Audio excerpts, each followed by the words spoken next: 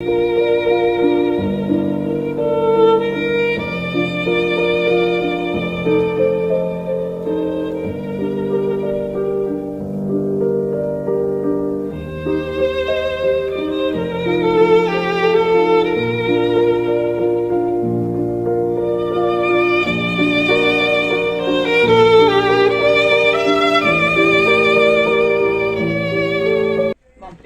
quero agradecer a oportunidade de estar aqui. O tema dessa palestra me surgiu ano passado, já tem quase 1 ano e meio, após uma conversa que eu tive com uma amiga muito querida. Ela me disse uma coisa que eu vou deixar entre nós, mas me brilhou e me inspirou a tratar sobre esse assunto. A primeira vez que eu li essa obra, eu tinha de 19 para 20 anos de idade. E claro que a forma como nós lemos uma obra, ela diz muito do quanto nós vamos absorver do que essa obra tem a oferecer. Então, Paulo e Estevão é um romance espetacular. Não há palavras para descrever.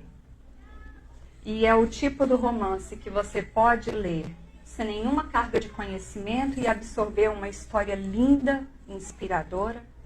Você pode ler alguns anos depois, como foi o meu caso, eu fui relê-lo 20 anos depois, e a quantidade de aspectos que estavam ali, de certa forma, escondidinhos, como nós conseguimos acessar e aproveitar com mais profundidade.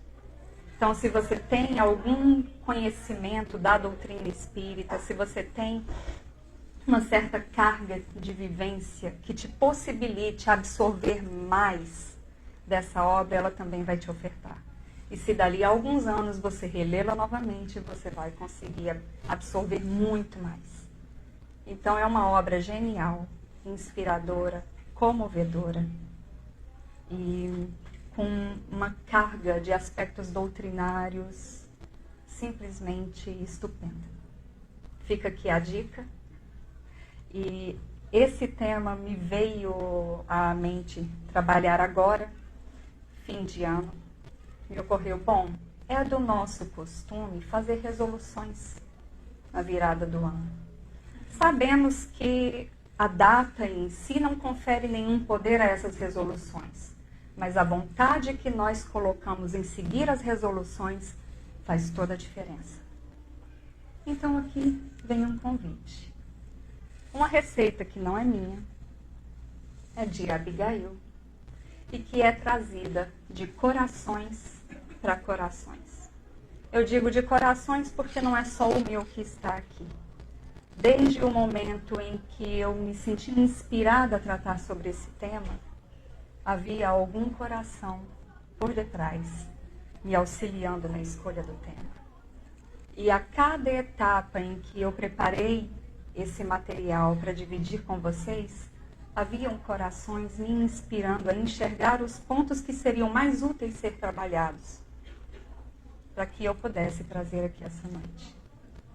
Sem contar os corações da própria Abigail, que nos trouxe essa receita que está aqui documentada. O coração de Estevão, que trabalhou com ela desde a infância, porque era um irmão mais velho, aproximadamente 7 anos mais velho que ela, e então ele ajudou a fundamentar todo esse relacionamento dela com a lei e com Deus, que possibilitou que ela tivesse o grau de maturidade que ela já tinha quando recebeu a novidade do Messias, da vinda do Messias, que nós vamos tratar mais adiante. O coração de Emmanuel, que nos trouxe o relato dessa história brilhante. O coração do próprio Paulo, Saulo convertido e renascido em Paulo. Jesus, que nos ampara, que nos acolhe, que investe em nós, desde o princípio e sempre. E assim são muitos os corações. Então recebam com carinho, com tolerância, esse pequeno material ele é focado em aproximadamente 6 páginas de um livro inteiro, mas traz conteúdo para a vida toda. Bom, nós vamos tratar hoje especialmente de 2 personagens, Saulo e Abigail. Saulo e Abigail eram noivos. Saulo era um doutor da lei. E após os dias atribulados, onde ele tinha que atuar na sua profissão como doutor da lei, um brilhante doutor da lei, ele encontrava repouso para a sua mente cansada em conversações com Abigail nos jardins da residência simples, humilde, mas muito bela, muito bem cuidada, onde ela morava. Eles caminhavam pelos jardins de rosas, de cores de todos os matizes, entre os pessegueiros. E ali eles estabeleciam conversações acerca da lei, do entendimento da lei, faziam ponderações. Saulo era muito ligado à letra. Ele era muito tradicionalista. E Abigail já era mais compassiva, ela já tinha uma visão mais branda, muito embora tivesse excelente compreensão da lei também. Compreensão essa que ela adquirira dos ensinos do irmão Gesiel, de quem ela sentia profunda saudade. A essa época, Abigail contava 19 anos de idade. E aos 18, ela teria sido apartada de seu irmão, após uma condenação injusta sobre o seu pai e o seu irmão. Ela teria presenciado a execução do próprio pai, através de chibatadas, e deixara o irmão sob o poder dos romanos, sem saber se ele teria sobrevivido ou se ele estaria vivo em algum lugar. Isso a angustiava profundamente. E ela rogava a Saulo que usasse de sua influência para tentar descobrir onde estava o irmão. Eles estavam noivos, aproximavam-se os preparativos do casamento e ela queria ter a noção de o que tinha acontecido com seu irmão. A simples notícia de que ele estava vivo e estava bem bastaria para ela. Mas nem isso ela tinha. E ela falava com tanto carinho, com tanto amor desse irmão, que Saulo chegou a ficar enciumado. Ele chegou a questioná-la se ela o amaria mais que ao próprio Saulo. Ao que ela fala que não, são amores completamente diferentes e que tudo o que ela sabia sobre a lei ela devia ao irmão. Que o amor dos dois era algo completamente distinto, mas duradouro. Saulo promete ajudar Abigail a encontrar ou ter notícias de Gesiel. Mas vamos voltar mais um pouquinho no tempo e situar qual era o contexto, como as pessoas daquela época viviam e o que significava ser um fariseu e um doutor da lei. Eu vou colocar datas aqui antes de Cristo, mas são datas aproximadas, só para ficar mais fácil de nós visualizarmos. 1400 antes de Cristo, Moisés liberta os hebreus do Egito. Estabelece-se ali a religião dos israelitas, a religião do Deus único. Por volta de 1000 anos antes de Cristo, começam a chegar os profetas, que eram o que hoje nós chamamos médiuns. Esses médiuns, eles traziam esclarecimentos acerca da lei mosaica e traziam novos ordenamentos que deveriam ser seguidos pela sociedade, pela população. Então, os israelitas tinham a lei mosaica e tinham essa colaboração dos profetas. Acontece que por volta de 400 anos antes de Cristo, esses profetas param de chegar. E com isso, o povo perde referência. E apesar de existir a lei, eles não tinham a condução, até porque muitos não tinham grande compreensão, a maioria não tinha grande compreensão acerca da lei em si. Eles seguiam o que lhes era mandado, o que lhes era dito.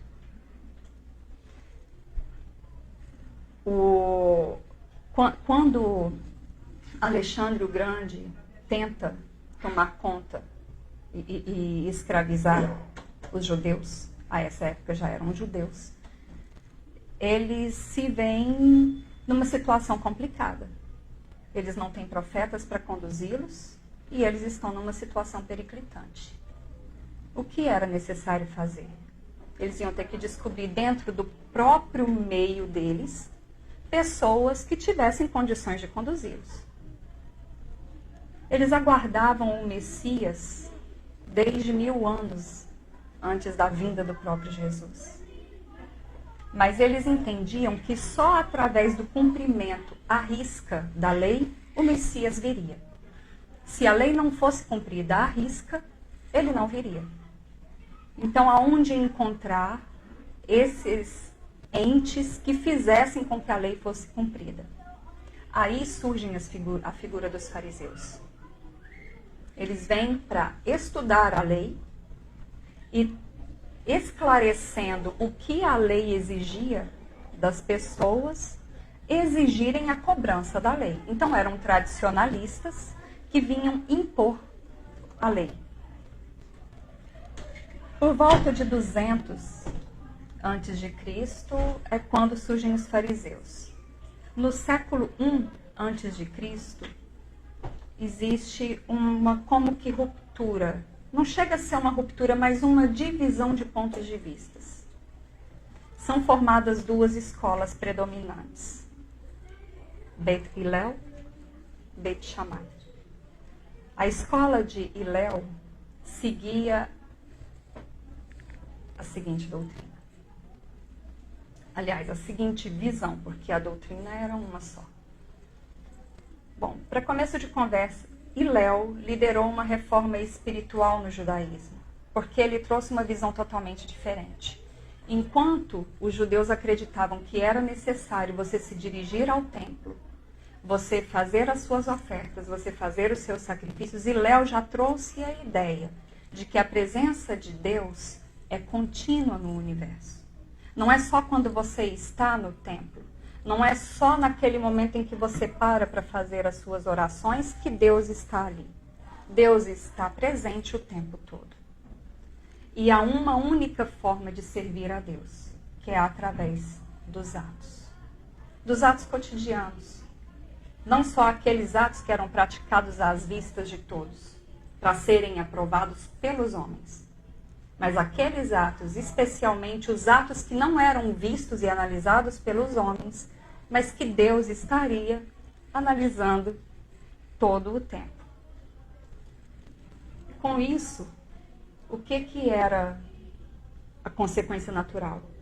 Uma responsabilização individual dos atos. Cada um era responsável por aquilo que fizesse. E aquilo que fizesse lhe traria responsabilidades e consequências. Isso é uma visão já completamente diferente, já é uma reviravolta na forma de pensar do judaísmo da época. Hillel era conhecido por nunca perder a paciência. Inclusive existem relatos de que foram feitas apostas, de gente tentando fazê-lo perder a paciência, mas ele não perdia a paciência. Existe uma situação também que é relatada em que um indivíduo que não era judeu chega a Shammai, que era o líder da outra escola, extremamente tradicionalista, extremamente restrito ao que a letra da lei colocava, sem abrir espaço para interpretação nem para consideração de circunstâncias específicas das situações, como Hillel fazia. Eu chego para Shammai e falo, se você conseguir me explicar a Torá enquanto eu fico num pé só, eu me torno judeu. E Shammai, sai pra lá, vai arrumar outra coisa para fazer, você não cabe aqui. Primeiro que Shammai, a escola de Shammai não abria espaço para os gentios. Quem fosse de fora da origem israelita não teria espaço na escola de Shammai. Já chegou aí Léo e fez a mesma proposta. Se você me explicar a Torá enquanto eu fico em um pé só, eu me torno judeu agora mesmo. Aí ele fala, não faça ao outro o que você não gostaria que fizesse a você. Ama. Todo o resto é discussão a respeito disso. Vai estudar. Então, essa era a postura de Hillel. E ele jamais perdia a paciência. Ele tem essa frase que é a mais célebre dele, que eu acho de uma grande profundidade se nós analisarmos. Se eu não for por mim, quem será? Se eu for só por mim, o que sou? Se não agora, quando?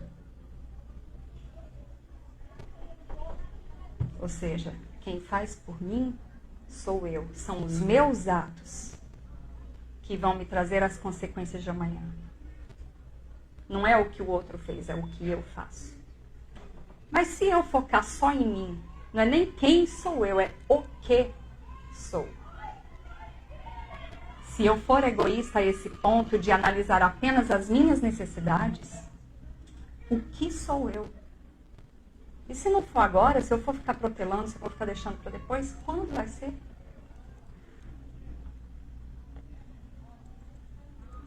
E Léo toma o seu neto, Gamaliel, e o educa e o ensina para que ele seja o prosseguidor da sua escola.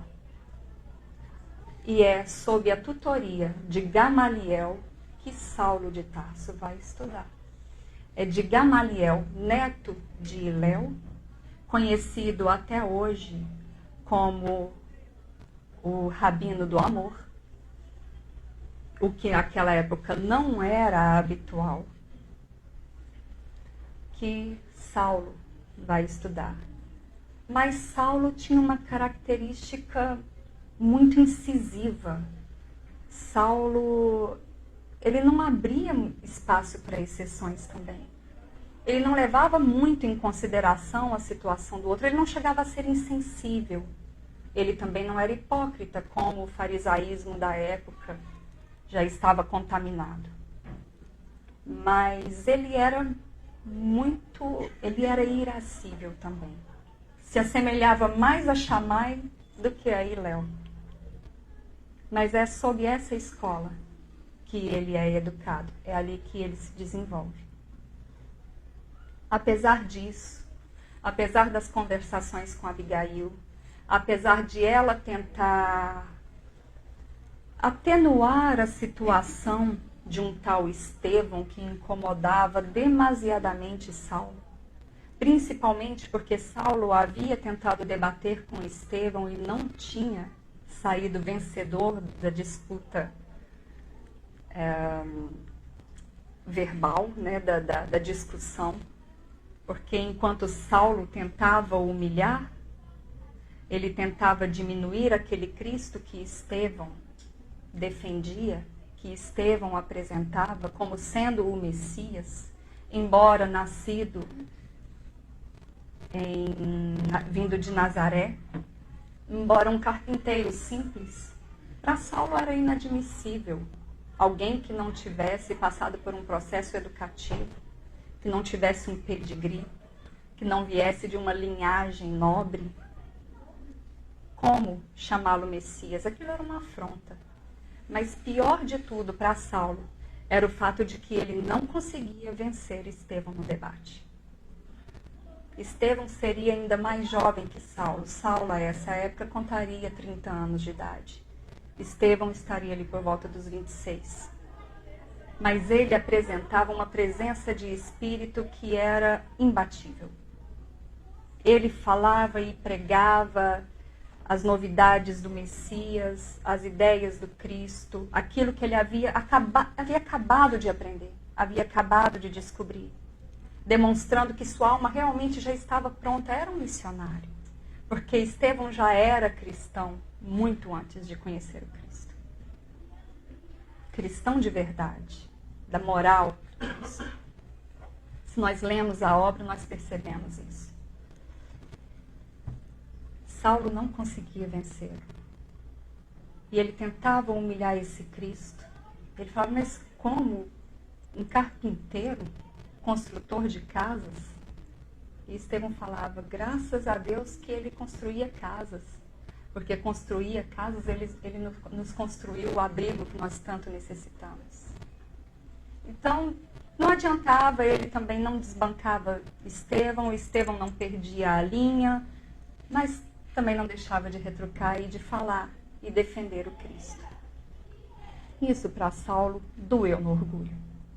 Acostumado a ser aplaudido, era a maior promessa daquele tempo, como doutor da lei. Era demais. E ele pegou raiva desse Cristo. Esse Cristo chegou para atrapalhar. Bom, ele promove uma acusação contra Estevão, consegue a sua condenação e faz, assim, a primeira vítima da caçada contra os cristãos. Estevão foi a primeira vítima e Saulo foi o verdugo. Ele convida a Abigail para assistir a essa execução. Ela não se sente muito confortável e fala, Saulo, eu vou no final. E no final ela chega. Embora Saulo ficasse intrigado, analisando aquele momento, embora ele concedesse a Estevão a graça que Abigail havia solicitado, mesmo sem saber quem era esse Estevão, mesmo sem conhecê-lo, de ter dado a Estevão a oportunidade de negar o Cristo naquele último momento. E Estevão, com toda a paz de espírito, com toda a presença, se recusasse a negar o Cristo. Dizia, vocês podem fazer o que quiserem comigo, mas com a minha alma não. A minha alma pertence ao Cristo. E ali ele sofre a lapidação.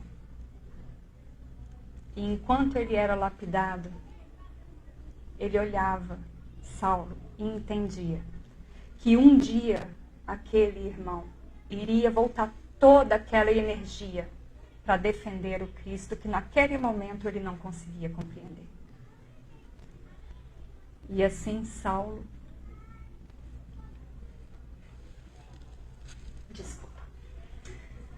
e assim acontece a execução de Estevão. Abigail chega no final.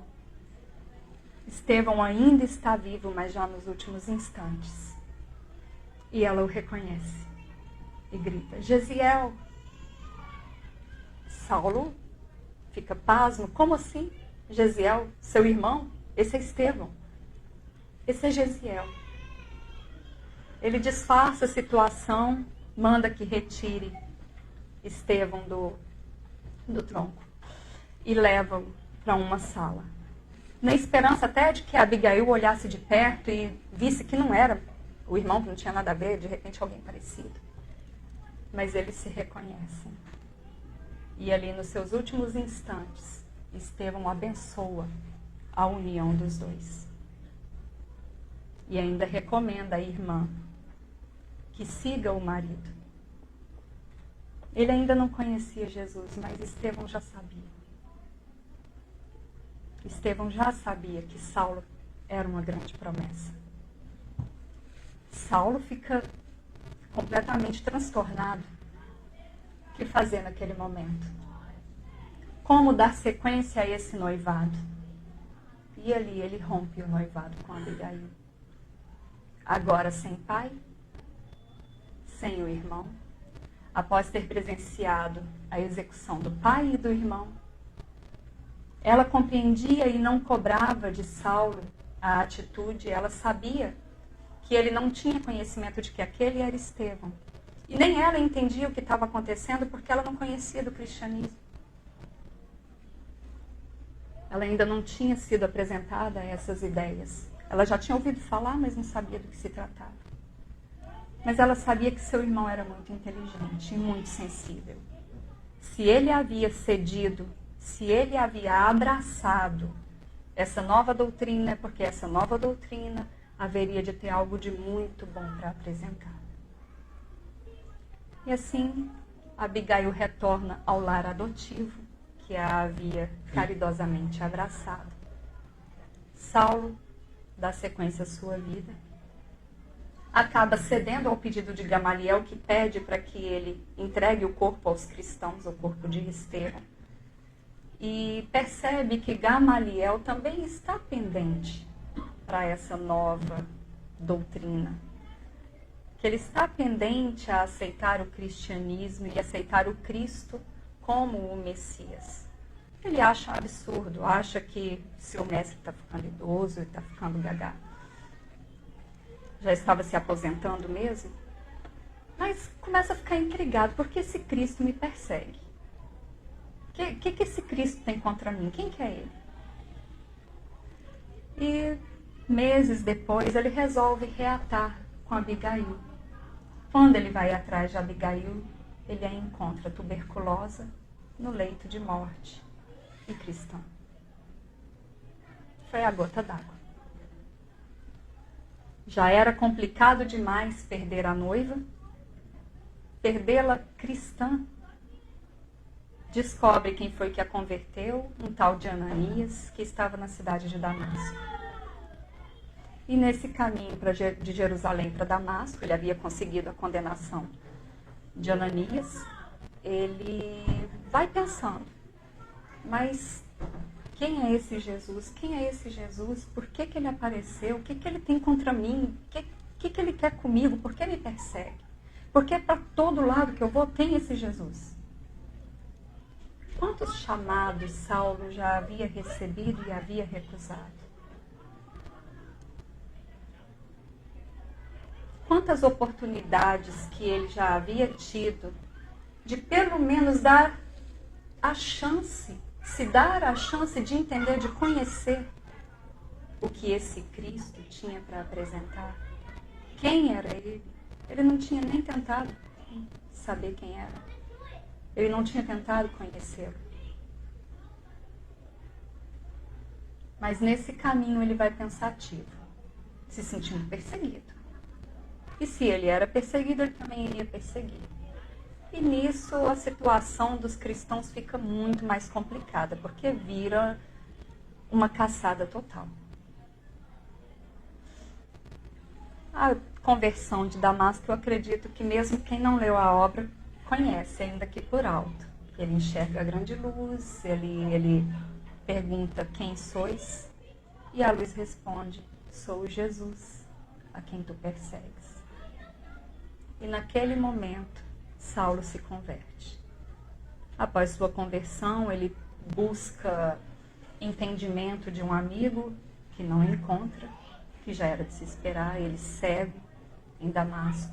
Após a restituição da visão, aqui eu vou tentar passar bem por cima, mas acreditem, eu não estou dando 1/3 dos detalhes, então vou tentar o mínimo possível dar spoiler da obra. Ele tem a visão restituída, busca Gamaliel, que o aconselha a retirar-se no deserto. E ele se retira no deserto por 3 anos. Reaprende o ofício de tecelão e faz estudo do Evangelho. À época só tinha o Evangelho de Levi, que nós conhecemos hoje por Mateus. Faz o estudo diário daquele Evangelho. Ou seja, muito em breve ele já tinha tudo aquilo decorado. Ainda mais ele que já tinha o costume de estudar leis. Quando ele vence esses 3 anos, ele decide que vai voltar. É hora de voltar.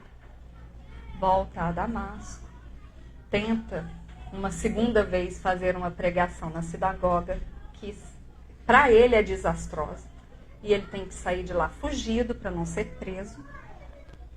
Na calada da noite, vai a pé de Damasco a Jerusalém, uma viagem que com camelos levaria 1 semana. Ele vai a pé. Ele queria trabalhar a sua resiliência e trabalhar a sua força de vontade, a sua energia, o seu empenho para o desempenho daquela função. Porque ele queria de todo jeito mudar a situação e apresentar Jesus para todos aqueles que não conheciam. Só que ele ainda estava naquele afã de eu acabei de saber, eu acabei de entender e nem havia entendido direito ainda. E eu tenho que dividir com todo mundo e eu tenho que desbancar essa hipocrisia farisaica que eu conheço muito bem. Ele vai até Jerusalém e vai revisitando lugares, vai visitando outros que ele ainda não havia visitado, entra em Cafarnaum, conversa com Levi, vai a Nazaré. Quando em Cafarnaum ele vai até o lago de Genezaré, chora, deseja ardentemente ter nascido pescador. Ah, quem dera se tivesse nascido pescador, simples, humilde, recebido direto do Cristo os ensinamentos que ele veio trazer. Seria tudo tão diferente. Mas esse si não tem utilidade nenhuma para nós, certo? Muitas vezes nós nos prendemos a isso. Ah, se tivesse sido assim. Se fosse dessa forma. Não, não foi, não é.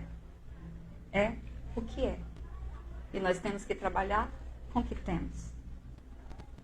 Mas Saulo não se prendeu por muito tempo. Dá sequência à sua viagem, chega a Jerusalém. Busca o entendimento de um amigo que não encontra, claro. Embora esse amigo o autorize a permanecer em Jerusalém, caso ele evitasse causar problemas. Se ele causasse problemas como causou em Damasco, esse amigo não poderia protegê-lo. E ele seria preso. E muito provavelmente condenado, como traidor, como ele já era chamado pelos judeus. Ele busca, depois de Alexandre, seu amigo, ele busca a casa do caminho. Exatamente onde ele havia ouvido a pregação de Estevão, onde ele sabia que encontraria os apóstolos. Mas não é recebido. Não foi para sua surpresa, mas foi para sua decepção. Ele compreendeu perfeitamente a situação, como eles iriam acreditar que aquele que deu início a toda aquela bagunça, a todo aquele pesadelo que os cristãos viviam naquele momento, chegaria simplesmente falando, me converti. E se fosse uma armadilha? E é realmente o que eles pensam, embora se sintam de certa forma inclinados a recebê-lo. Só depois, quando Barnabé vai ter com ele e sondar a situação, é que ele é recebido na casa do caminho, ainda com ressalva por alguns. Ele estava sendo engolido ali por alguns. Mas Simão Pedro se convence de pronto que aquela conversão era sincera. E abre as portas e o coração a Saulo. E Saulo sentiu. Saulo se hospeda então na casa do caminho, na igreja do caminho, e pede humildemente que lhe seja concedido o quarto onde Estevão ficava. Ao que Simão, compreendendo a situação, embora ninguém tivesse mencionado o ocorrido, para não constrangê-lo, cede-lhe ainda o pergaminho onde continham as anotações do próprio Estevão. O evangelho que Estevão carregava consigo e estudava e usava nas suas pregações. Analisando a igreja, Saulo percebe que está tudo muito diferente. Ele nota que Estevão faz falta. E não só isso, que o Sinédrio havia imposto uma ordem ainda mais perigosa do que a que o próprio Saulo havia imposto. Porque era uma ordem baseada em hipocrisia, estava tudo ali subentendido, mas eles estavam controlando. Então os cristãos poderiam operar desde que eles seguissem os costumes judeus. E com isso toda a liberdade daquele cristianismo, a indistinção que Jesus havia apresentado com relação às raças, aos povos, estava desaparecendo. A sinceridade de sentimento estava cedendo espaço aos costumes, aos rituais judaicos. Mas ele não tinha voz naquele momento e ele sabia. Fica quietinho. Busca, quando ele recupera a saúde, ele busca o aconselhamento de Simão. O que fazer a partir dali? Simão o aconselha a partir. Ele diz que Jerusalém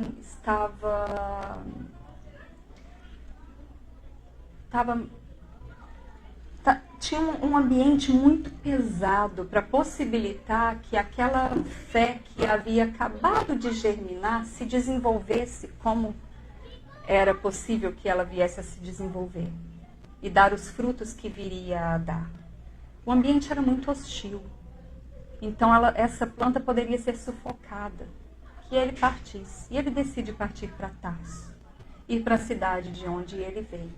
Para a cidade onde ele nasceu. Lá ele busca a compreensão de seu pai, que também não encontra. Seu pai não consegue compreender e ele entende que o pai já está idoso, já foi uma vida inteira daquela forma. Mas isso não significa que ele não se sinta desalentado. Saulo sabia que Jesus não desampararia. Ele jamais esqueceu aquele momento glorioso da aparição do Cristo. O momento da sua conversão, aquilo o manteve e o alimentava a todo instante. Mas ele sentia necessidade de acolhimento. E assim ele se afasta da cidade e vai rumando paragens que ele nem sabe quais são. Caminha sem rumo, até que chega a uma caverna. Nessa caverna ele entra, se acomoda, já caía a noite. Ali ele tentava se ajeitar do jeito que dava entre as pedras e chorou. Chorou copiosamente. A mente estava toda em desordem, a cabeça efervescendo, o cérebro dolorido. Mas ele entra em oração e confia a Jesus todas as suas angústias, todos os seus anseios. Toda aquela desorientação que ele sentia, ele divide com o mestre.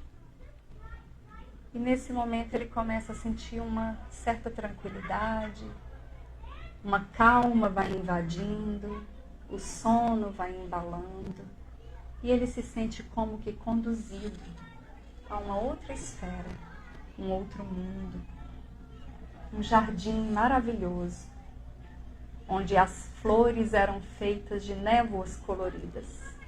E ele não sabe compreender aquele lugar.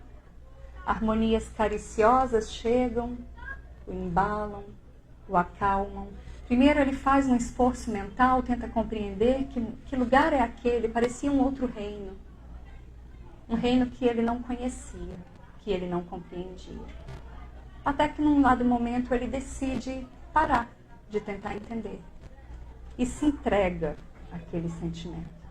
Se entrega ali àquele momento. E nessa hora ele escuta pegadas leves. Quando ele percebe, eis que chegam Estevão e Abigail. Ele cai de joelhos, em pranto convulsivo. Ele não sabia o que era mais vibrante dentro de si, se era a sensação de desalento ou se era o sentimento de gratidão por aquele momento que ele estava vivenciando. Era muita dádiva, era muita bênção. E ele estava muito necessitado daquilo. Eis que Estevão fala: Saulo, levanta-te. E Abigail chega: que é isso, choras? Desanimas antes ainda que comece a jornada? Estevão o abraça, beija sua testa e percebe o seu sentimento, o seu desejo de pedir perdão por aquilo que ele havia causado tanto mal, tanta dor, tanto sofrimento. Mas Estevão o envolve e fala: não se apegues a esses sentimentos, Saulo. Quem de nós haverá sem erros? Só o Cristo foi puro. E desse momento em diante, Estevão apenas fica presente, não fala mais. Porque quem toma a ação, o papel principal, é Abigail. Claro que Estevão teria conhecimento e estatura moral, autoridade, para dar todos os esclarecimentos que Saulo necessitava naquele momento. Mas chega um momento que raciocínio demais atrapalha. E é o sentimento que precisa entrar em ação. E ela, Abigail, o coração de seu cérebro, como ele mesmo a chamava nos seus encontros, que vai trazer os esclarecimentos que ele necessitava. Claro, vendo-a tão bela, ainda mais bela que sempre, ele não consegue evitar o pensamento de como teria sido, e a família que teríamos criado, e os sonhos que foram destruídos. Ao que ela acorre e fala: toda a humanidade é nossa família. Os filhos do Calvário são nossos também e aguardam a herança do Salvador. Caberia a Saulo levar essa herança. Caberia a ele levar essa boa nova.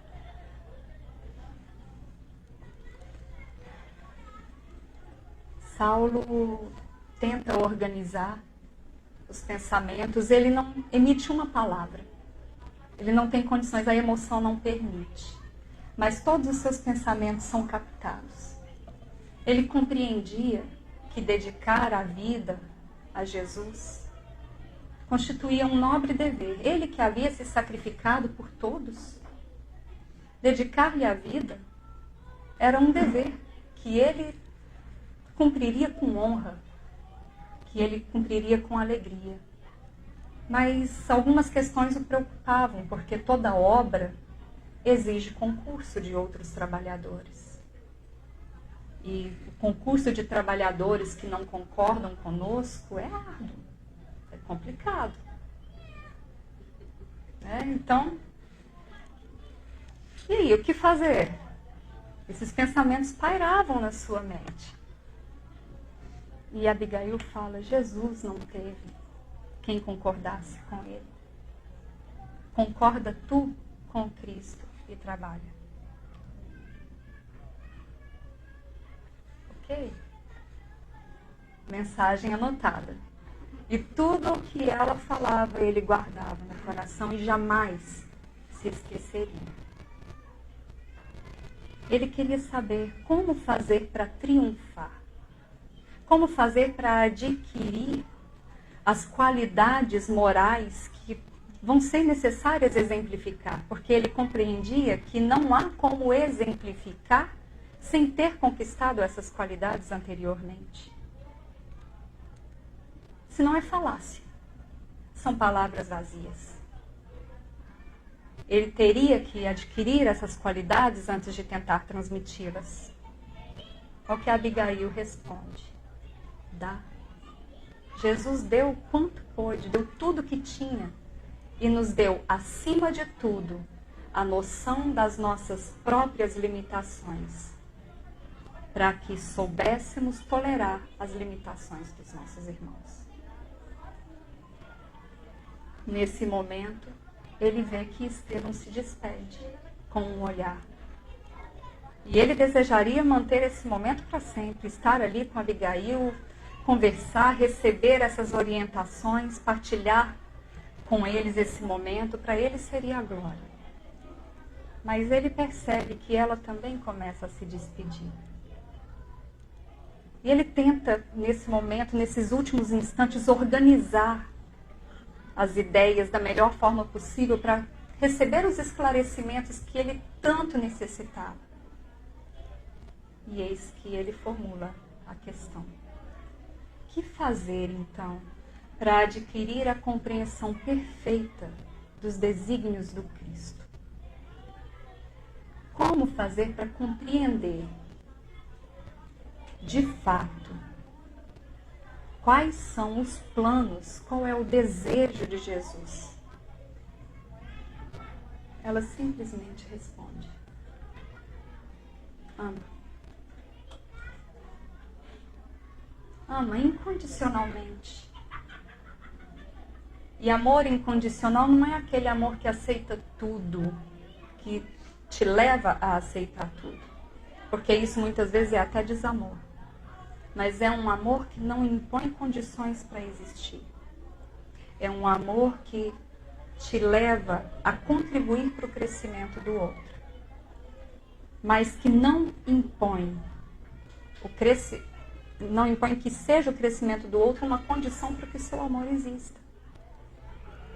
Ele te leva a auxiliar. Ele não cobra para que ele seja real. E ama indistintamente. Porque o amor foi a maior lição que o Cristo nos legou. Não havia distinção de povos, não havia distinção de raças, não havia distinção de grau evolutivo. Ele amava aquele que já estava avançado na jornada, tanto quanto ele amava aquele que estava lá atrás necessitado de condução.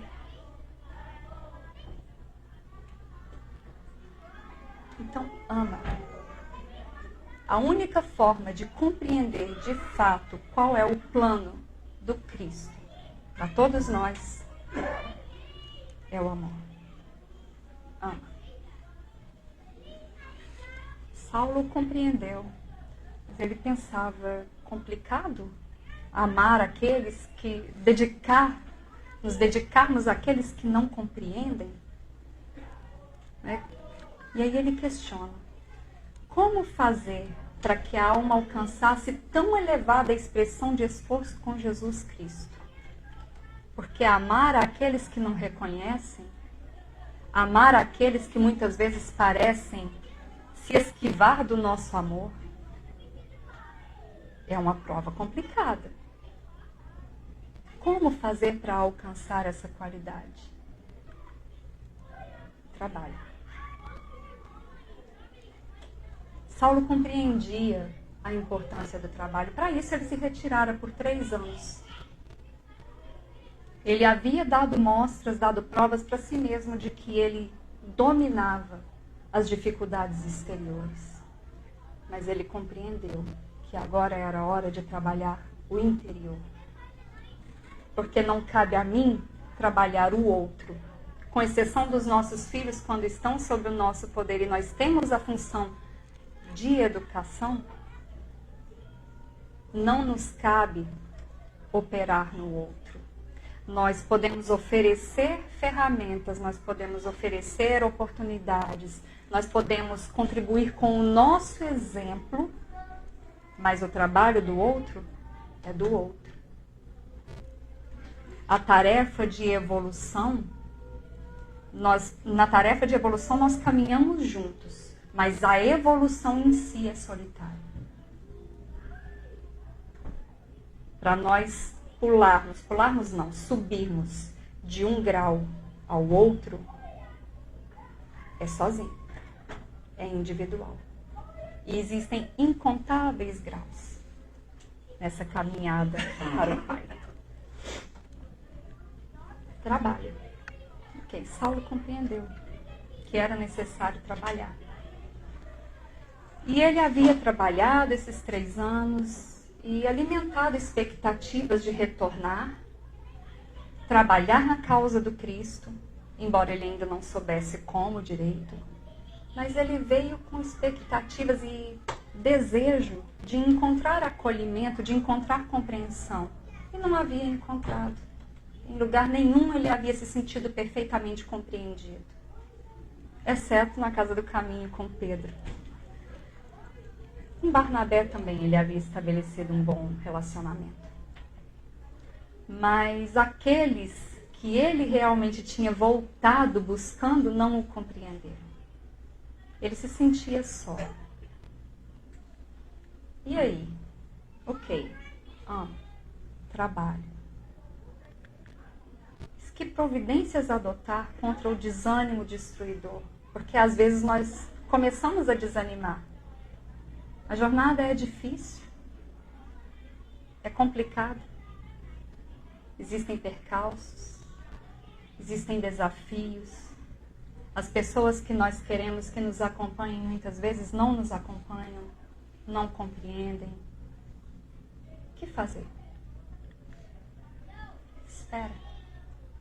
Porque no fundo nós queremos as coisas para ontem, não é? Nós não temos paciência de esperar.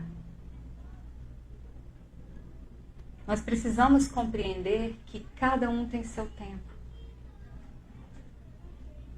O que nós fazemos hoje, a semente que nós plantamos hoje, ela irá germinar.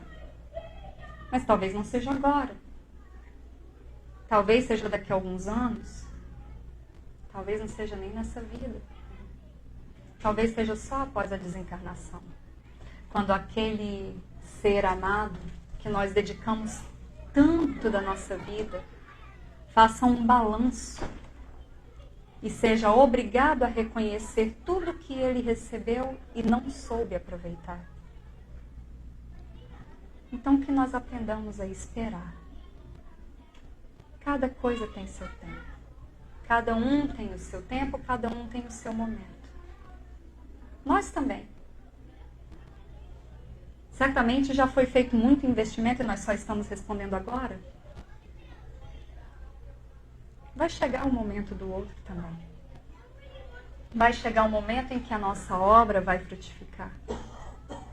Tudo leva tempo. Toda evolução leva tempo, nem nada na natureza dá saltos.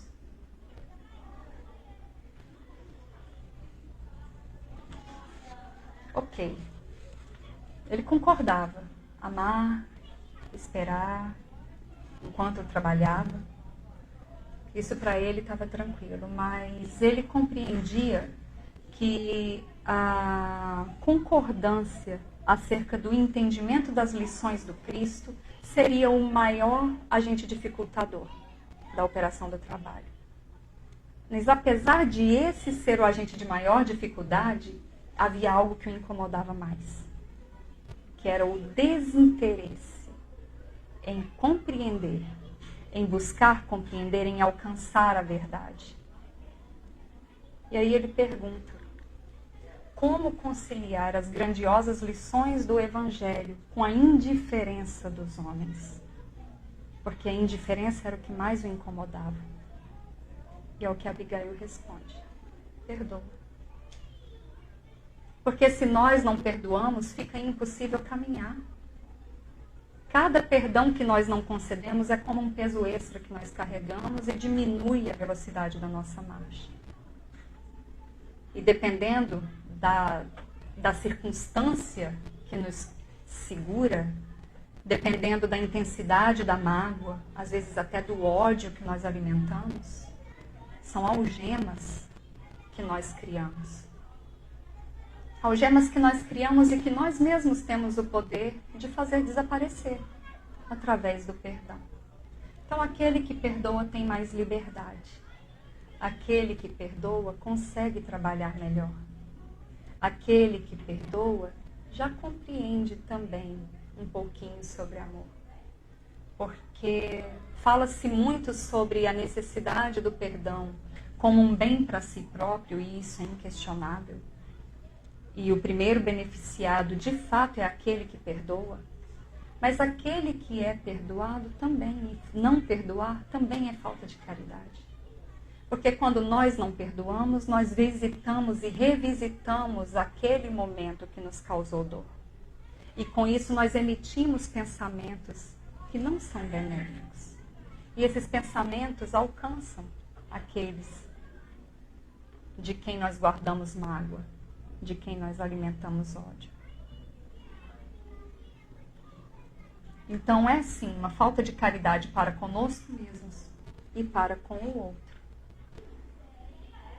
Nesse momento, Abigail se vai, como se fosse feita de aurora.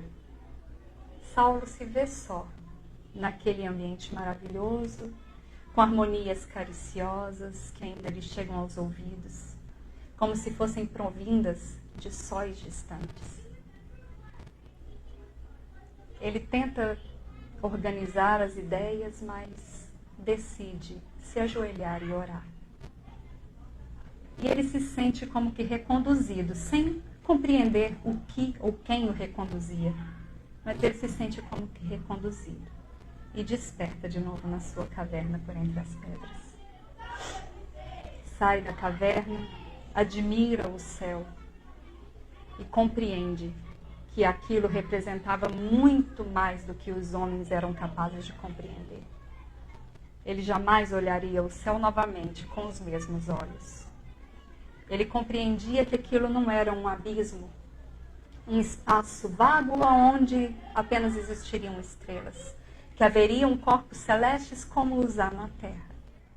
E que a bondade de Deus ela é tão excedente à compreensão humana, que aqueles que nos amam, que já deixaram a carne, retornariam para amparar aqueles que ainda passam pelas provas aqui. Nesse momento, Saulo sentiu que renascia. E na minha concepção, é nesse momento que nasce Paulo. A conversão aconteceu em Damasco, mas Paulo nasceu aqui. Com a compreensão do lema de Abigail que ele jamais abandonaria, que ele levaria consigo para todo sempre e que seria o alimento de todo o desempenho da sua tarefa, mesmo por entre as imensas dificuldades que ele ainda iria passar por aproximadamente 30 anos, sem jamais desistir. Ele decidiu que se dedicaria a todos, sem distinção, que trabalharia e evitaria causar situações, que esperaria, saberia aguardar com paciência e com esperança, porque a esperança é um fator fundamental. Esperar não é sentar e aguardar. Esperar é aguardar com a certeza de que aquilo vai acontecer. Aquela certeza íntima. E saberia compreender as limitações e as fraquezas dos seus irmãos. E assim, o verdugo de Estevão, noivo ingrato de Abigail, assume uma nova postura. Ele compreende que a sua vida reiniciava ali e ele iria começar de novo. Saulo decide, então, ficar na própria Tarso, ser tecelão humilde e dar mostras de como ele havia mudado, da sua transformação na cidade que antes o havia aplaudido como atleta e reconhecido o seu potencial intelectual. E ali ele aguarda por 3 anos, pacientemente, trabalhando dia a dia, até que Jesus o convidasse novamente ao trabalho. O que acontece? E que ele nos deixou documentado em suas cartas, a compreensão dos esclarecimentos que Abigail veio lhe trazer acerca da moral do próprio Cristo. Aqui eu trouxe alguns exemplos. Primeira carta aos Coríntios. Ainda que eu fale nas línguas dos homens e dos anjos, se não tiver amor, tornei-me bronze que soa ou símbolo que retinha. O amor tudo tolera, tudo crê, tudo espera, tudo suporta. Esse é o amor incondicional. Porque o amor não precisa sofrer alteração. Simplesmente porque o outro não alcança as nossas expectativas. Nós, muitas vezes, vamos ter que colocar alguns limites, mas não limitar o amor. E não vos conformeis com este mundo, mas transformai-vos. Carta aos Romanos. O mundo não é o ideal. Nós sabemos que não é. Não era aquela época e não é ainda. Não devemos nos conformarmos com isso e seguirmos com o fluxo. Mas devemos promover em nós mesmos a transformação que nós queremos que reflita no mundo. Porque Jesus deixou claro, o processo de transformação é do coração do homem, é um a um. Quando cada unidade compreender o seu papel, quando cada unidade estiver realmente operante, segundo a moral do Cristo, tudo terá mudado.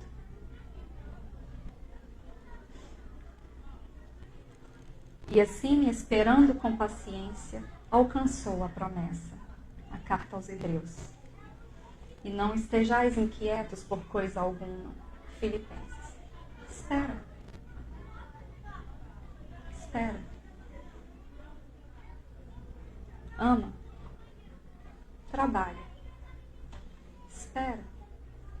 E aqui eu fiquei muito feliz quando eu encontrei.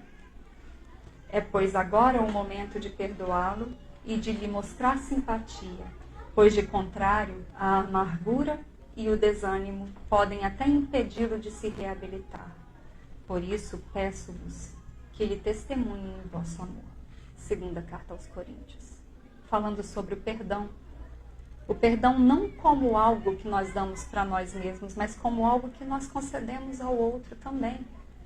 Porque se nós não perdoamos, aquela pessoa se sente estigmatizada. Ela está rotulada. Enquanto nós não perdoamos, e isso pode desanimá-la a seguir o seu processo evolutivo também. De buscar se melhorar, de buscar uma nova postura. Ah, eu já sou tida assim, já me conhecem assim, não importa o que eu fizer, porque o que eu fizer não vai mudar meu rótulo. Para que eu vou mudar? Então, a importância do nosso perdão.